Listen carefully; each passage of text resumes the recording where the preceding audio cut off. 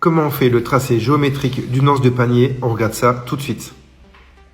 Allez, c'est parti. Donc, dans un premier temps, on va tracer la portée. Donc, la portée, on la trace au sol.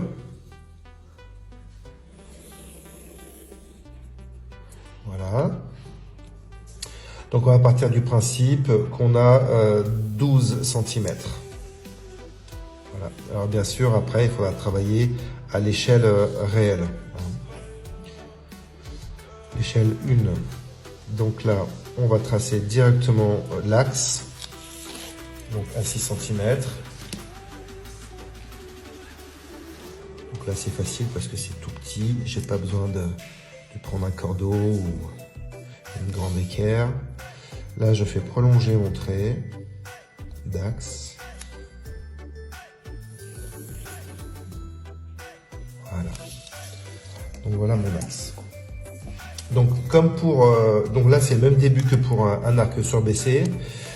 Il faut prendre une flèche. Donc on va dire qu'on prend une flèche de 2 cm. Donc là ici je trace 2 cm. Et la même chose, je vais partir de mes naissances et rejoindre le sommet de ma flèche.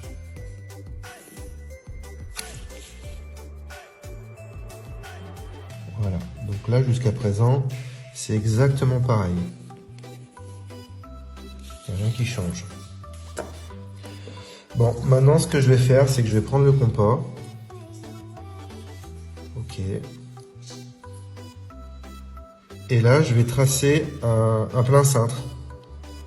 Donc un plein cintre, c'est quoi? C'est que j'ai ma demi-portée qui va de là à là. Et ma flèche, bah, du coup, ça va être égal à ma demi-portée. Donc en fait, en somme, c'est un demi-cercle. On trace un demi-cercle. Voilà.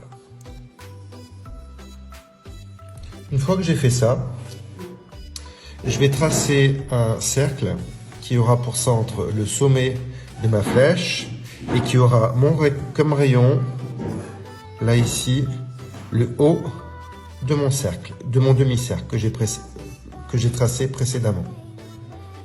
Donc là, je vais uniquement tracer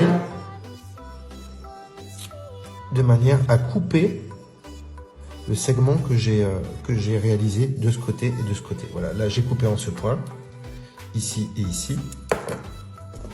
Donc c'est ce qu'il me fallait. Et là, je vais mesurer ici.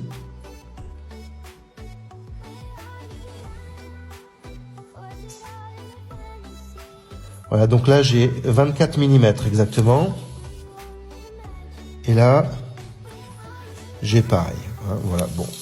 Dans la logique, c'est symétrique. Hein, je dois avoir pareil. Donc si j'ai 24 mm, je vais tracer donc la moitié. Donc on va partir sur 12. 12 mm d'un côté et 12 mm de l'autre. Voilà. Et là, ce qu'on va faire, c'est qu'on va tracer donc la perpendiculaire de ce segment en ce point.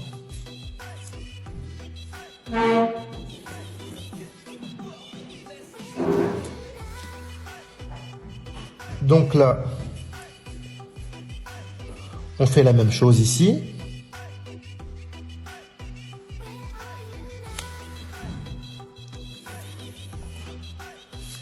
Et là, on prolonge l'axe.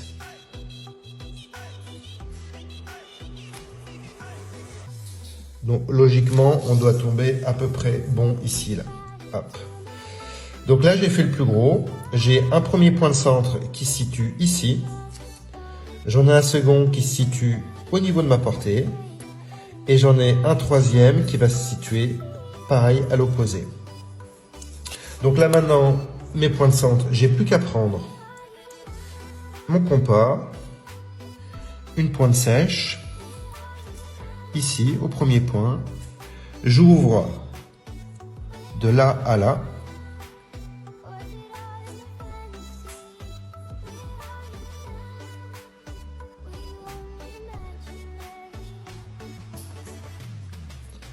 là je fais la même chose de ce côté, je prends bien ma pointe sèche ici,